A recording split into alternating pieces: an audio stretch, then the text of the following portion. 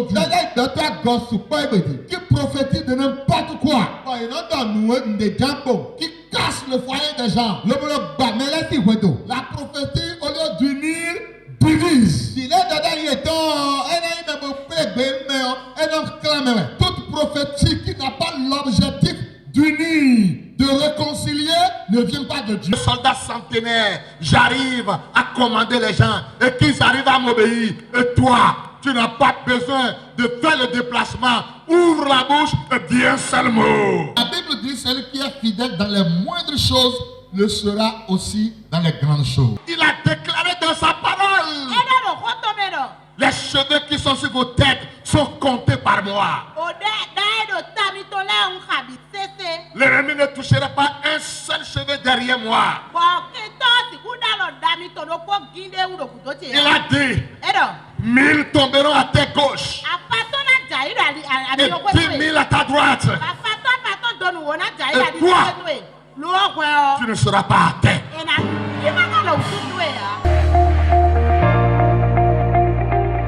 Jérémie chapitre 29 verset 11. Ça dit ceci, car je connais le projet que j'ai formé sur vous, dit l'Éternel, projet de paix et non de malheur, afin de vous donner un avenir et de l'espérance. Je voudrais reprendre pour quelqu'un ce matin. Le Seigneur te dit ce matin, il me dit ce matin, car je connais les projets que j'ai formés sur vous, dit l'Éternel, projet de paix et non de malheur, afin de vous donner un avenir et de l'espérance. Écoutez, un jour, un boutiquier en sortant a rencontré un enfant, Jean et son papa.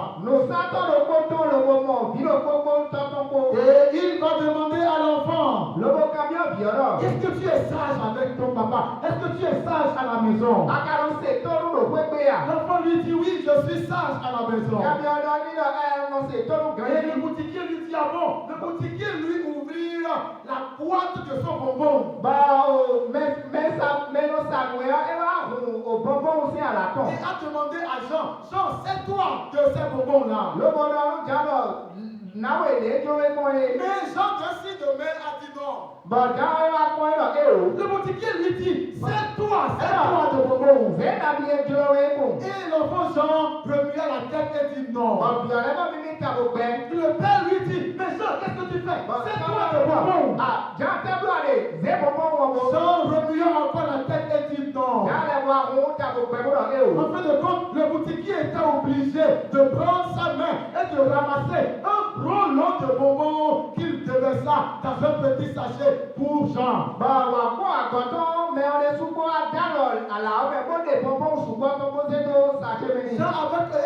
a commencé par sourire, il a commencé par rire. Et si la voix, le papa de Jean lui dit, mais Jean, mais tu m'as honni. Tu viens de dire que tu es sage à la maison, mais on te demande de te servir et tu as refusé. Et Jean dit à son père, papa, tu ne m'as pas compris. Moi, avec la petite main comme ça, combien de bonbons je peux prendre?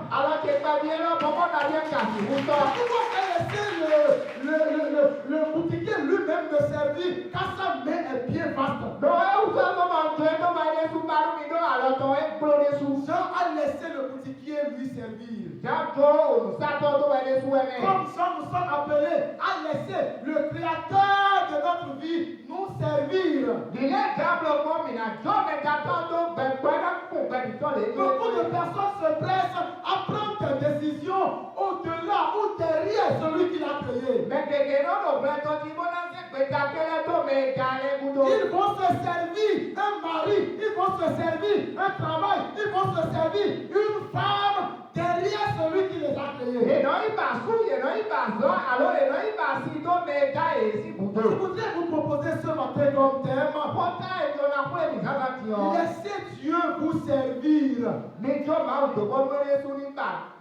Laissez Dieu vous servir. Ça vous sera avantageux. Que dis-je? Ça nous sera avantageux de laisser Dieu lui-même nous servir. Le mot servir que nous utilisons ici n'est pas dans le sens de l'adoration.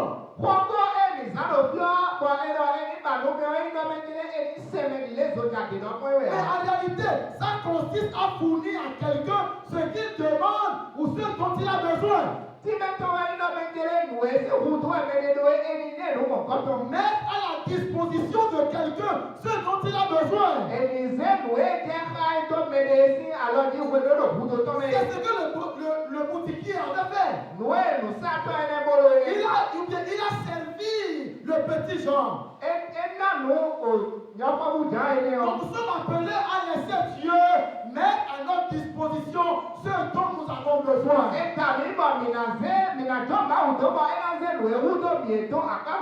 quelles sont les raisons pour lesquelles, en tant que chrétiens, nous devons laisser Dieu nous servir? Il est évident qu'aujourd'hui, chacun a son goût. Il sait ce qu'il aime. Il sait ce qu'il veut. Mais nous devons laisser Dieu nous servir parce que Dieu connaît ce qui est bon pour nous. Dieu connaît ce qui est bon pour nous. Il connaît le travail qui est bon pour chacun de vous. Il connaît le genre de femme qui est bon pour chacun de nous. Il connaît le genre de mari qui est bon pour chacun de nous. Parfois nous-mêmes, nous ne connaissons pas ce qui est bon pour nous. Nous fixons des critères. Des critères de travail. Des critères d'hommes auxquels nous allons nous marier. Des critères de femmes. Des critères de véhicules. Nous nous fixons des critères. Et tout ça par convoitise. Sans jamais savoir que Dieu connaît ce qui est bon pour nous. Je veux dire à quelqu'un ce matin, Dieu connaît ce qui est bon pour toi. Oublie tes critères. Et demande à Dieu sa volonté. Oublions nos critères. Et allons demander à Dieu, Dieu, quel est ton plan pour ma vie? Quelle est ta volonté pour ma vie? Quel est le chemin que tu m'as tracé?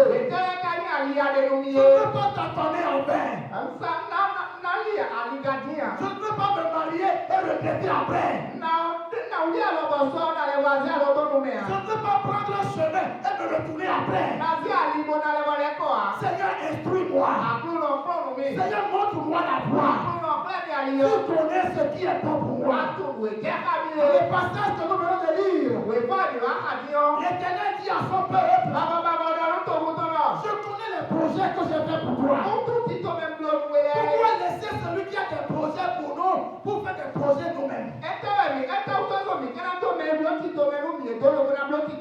Celui qui a fait le projet, il est le maître de notre destinée. Il sait où est-ce qu'il nous amène. Il dit, je connais le projet que j'ai formulé pour vous. Projet de paix, non de malheur. Je veux dire à quelqu'un ce matin, oui, tu as pour toi un projet de travail. Mais demande-lui sa volonté. Oui, tu as pour toi un projet de mariage. Demande-lui sa volonté. Mais tu as pour toi un projet de concevoir, d'avoir des enfants. Mais attends le temps de Dieu. Il connaît ce qui est bon pour nous. Un jour, une femme m'a confessé, mon mari n'est pas le genre de mari que je rêvais avoir. Moi, je rêvais d'un autre homme. Un autre type d'homme. femme. Et quand Dieu m'a donné mon mari, c'était le contraire de ce que j'aspirais. Mais aujourd'hui, je ne pouvais pas avoir mieux ailleurs. J'ai compris que c'est Dieu qui me l'a donné. Que c'est Dieu qui me l'a envoyé. Laissons Dieu nous servir. Ne courons pas pour faire des choix nous-mêmes. Mais laissons Dieu nous orienter. Sur quel chemin sommes-nous déjà? Quelle est la décision que nous sommes en train de vouloir prendre? Laissons le choix à Dieu. Laissons la décision à Dieu. Dieu connaît ce qui est bon pour nous. Deuxième raison pour laquelle nous devons laisser Dieu nous servir, c'est que avant que Dieu nous serve quelque chose, il prépare d'abord la chose.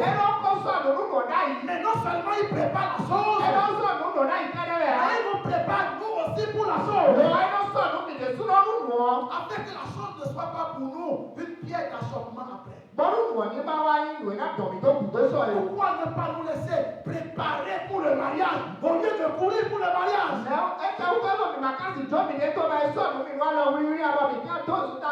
Pourquoi ne pas nous laisser préparer par Dieu pour ce qu'il a prévu pour nous? Pourquoi ne pas laisser Dieu nous préparer pour le poste qu'il nous réserve au lieu de courir côte à côte pour gagner ce poste? Il y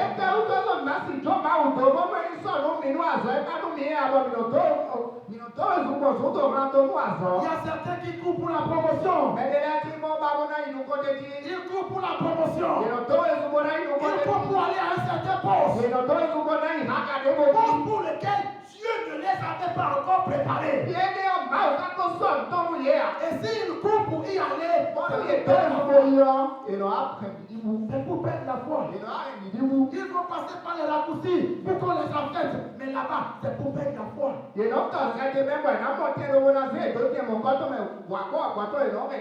Laissons Dieu nous servir. Car il nous prépare d'abord la chose. Il nous prépare d'abord à la femme qu'il nous réserve. Il prépare la femme et il nous prépare nous aussi. Il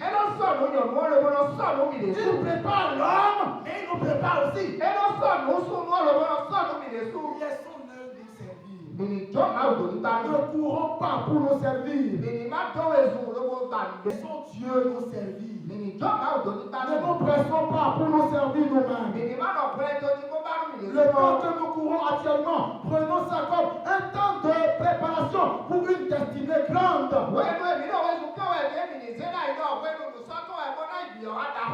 Laissons Dieu nous préparer pour notre Canaan. Autre chose, c'est que Dieu connaît le temps favorable pour lequel nous devons avoir quelque chose. Il connaît le temps favorable pour me guérir. Le temps favorable pour me donner ce dont j'ai besoin. Dieu connaît le temps favorable. Combien de personnes se sont mariées et après, c'est les pleurs, c'est les larmes, c'est les manques de paix, c'est les manques de joie, c'est les regrets par-ci, c'est les regrets par-là, parce qu'entre temps, ils n'ont pas pris le temps de se patienter.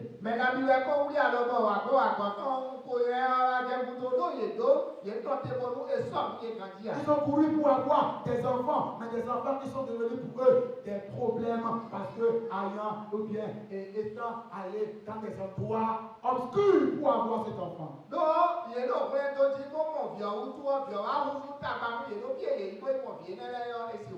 Beaucoup de personnes peuvent se dire, je suis frustré quand on présente les enfants à l'église.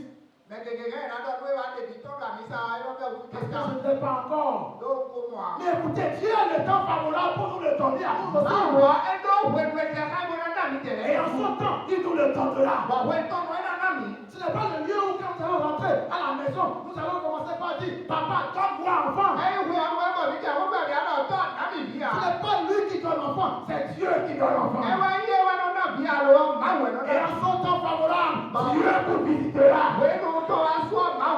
Je prie pour quelqu'un ce matin. Dans son temps favorable, le Seigneur vous visitera. Jésus vous visitera. Il essuiera vos larmes. En ce temps, laissez-le vous servir en son temps. Son temps est le temps favorable. Son temps est le temps favorable. Il connaît les temps. Il connaît les circonstances. David avait été témoin. Déjà, avant qu'il ne soit roi, il avait déjà été témoin. Mais David ne s'est pas empressé pour aller prendre le trône. Il a laissé Dieu le servir. Il était à la maison quand le trône est venu à lui. Il n'a pas fait coup d'état pour prendre le trône. Il ne s'est pas servi de la royauté. Il était capable de ramasser Saül.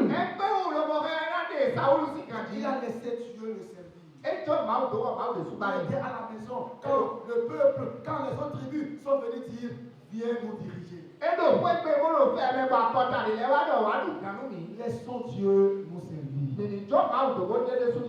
C'est une bénédiction pour nous que Dieu même nous serve. Car la bénédiction de Dieu, c'est elle qui nous enrichit. C'est la promotion de Dieu qui nous enrichit. C'est la grâce de Dieu qui nous enrichit. Pourquoi ne pas nous attendre à cette grâce-là? Il sait où se trouve notre bonheur. Il sait où se trouve notre grâce. Il sait comment le mettre sur notre chemin. Peut-être tu es là ce matin et tu ne sais pas encore quel genre d'homme viendra changer ta destinée. C'est Dieu qui sait où il est et quand est-ce qu'il le mettra sur ton chemin.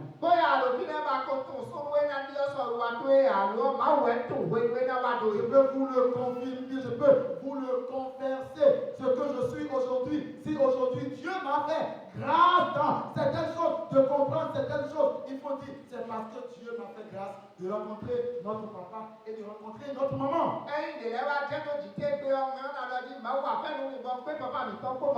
En son temps, Dieu vous fera rencontrer des gens qui changeront votre vie. Mais entre-temps, laissons-le nous servir. Si Dieu va nous servir, quelles sont alors les attitudes que nous devons avoir pour que Dieu nous serve? La première attitude que je voudrais vous souligner ce matin, celui qui veut que Dieu lui serve doit être obéissant à Dieu. Les hommes d'Abraham nous diront, Abraham ne savait pas où est-ce qu'il devait aller. Abraham ne savait pas où est-ce que Dieu voulait l'amener. Mais Dieu va lui dire, c'est pas toi de ta patrie. Va là où je te montrerai. Il ne sait pas où est-ce qu'il va. C'est comme quelqu'un qui est en l'air. Quelqu'un qui est en l'air. Et une fois lui dit, marche pour descendre vers la terre. Il ne voit pas un escalier sur lequel il va mettre son pied. Mais la foi lui dit, mets ton pied. Comme si tu croyais quelque chose. C'est l'obéissance qui décroche le miracle chez Dieu. Abraham n'avait rien sur lequel il pouvait s'appuyer sur sa nouvelle destination. Mais il croyait au Dieu qui lui a parlé. Il croyait au Dieu qui change les vies. Il croyait au Dieu qui change les circonstances. Si vous voulez que Dieu vous serve, obéissons à Dieu. Obéissons aveuglément. Seigneur, je ne sais pas où est-ce que tu m'amènes. Mais je m'en vais quand même. Tu m'as demandé de sortir. Je ne sais pas où tu m'amènes. Mais je t'obéis quand même. Obéissons à Dieu aveuglément.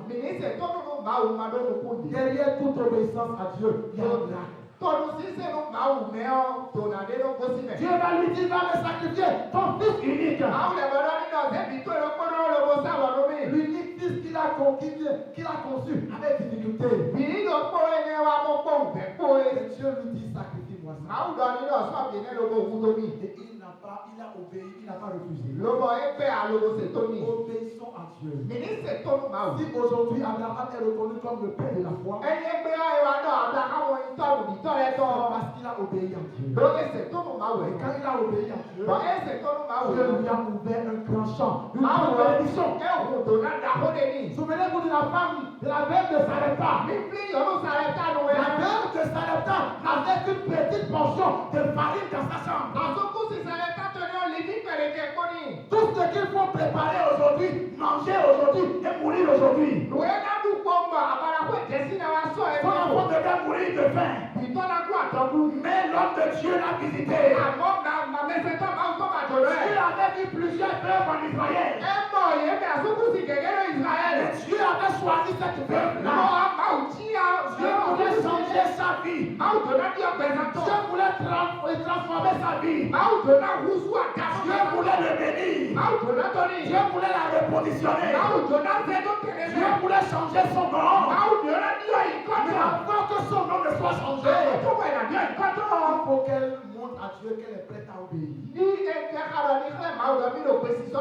ce que Dieu lui a dit. La petite portion de farine que tu as, prépare-la pour moi, je vais manger.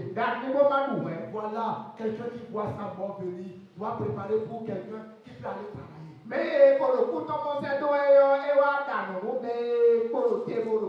Quelqu'un qui est veuve, ou bien une femme qui est veuve, va donner son peu là à quelqu'un qui est bien important. Mais la veuve de Sarepta a obéi à Dieu. Elle a ouvert sa porte. Elle a ouvert sa porte. Elle a ouvert sa porte. Elle est rentrée dans sa chambre. Elle a pris la farine. Elle a pétri la farine. Elle a préparé. Et elle a servi au serviteur de Dieu. Certainement quand le serviteur de Dieu le mangeait, elle se posait des questions. Où est-ce que cette obéissance va m'amener? N'est-ce pas la mort? N'est-ce pas la perdition? Je veux dire quelque chose ce matin. L'obéissance à Dieu ne mène pas la mort. L'obéissance à Dieu ne conduit pas à la mort. L'obéissance à Dieu ne conduit pas au célibat. L'obéissance à Dieu ne conduit pas au perte d'emploi. Au contraire, notre vie est transformée. Notre vie est changée. Cette dame a obéi à Dieu. Elle a servi le serviteur de Dieu. Combien de fois le Seigneur ne vous a-t-il pas parlé? Combien de fois le Seigneur ne vous a-t-il pas instruit? Faites telle chose pour ma maison. Change l'image de ma maison. Prends telle chose en charge dans ma maison. Faites telle chose à mon serviteur. Faites telle chose à ma servante. Mais les calculs humains nous empêchent de décrocher le miracle de Dieu. Si vous voulez que Dieu vous serve comme il a servi la veuve de Sarepta, obéissons.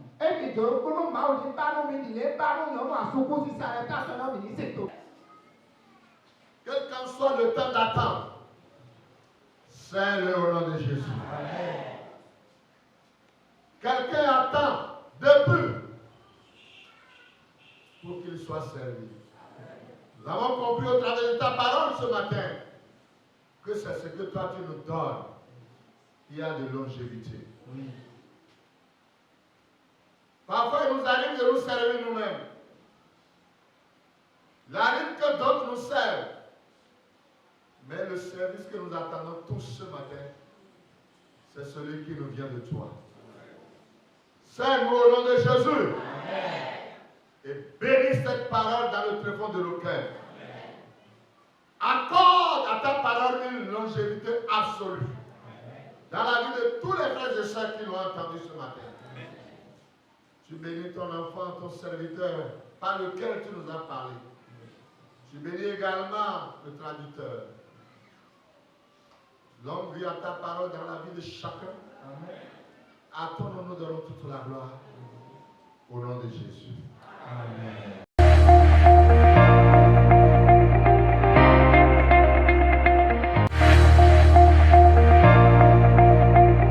Il y a beaucoup de faux prophètes aujourd'hui qui prophétisent de n'importe quoi, qui cassent le foyer des gens. La prophétie, au lieu d'unir, divise. Toute prophétie qui n'a pas l'objectif d'unir, de réconcilier, ne vient pas de Dieu. Soldat centenaire, j'arrive à commander les gens et qu'ils arrivent à m'obéir. Et toi, tu n'as pas besoin de faire le déplacement. Ouvre la bouche et dis un seul mot. La Bible dit celui qui est fidèle dans les moindres choses le sera aussi dans les grandes choses. Il a déclaré dans sa parole: les cheveux qui sont sur vos têtes sont comptés par moi. L'ennemi ne touchera pas un seul cheveu derrière moi.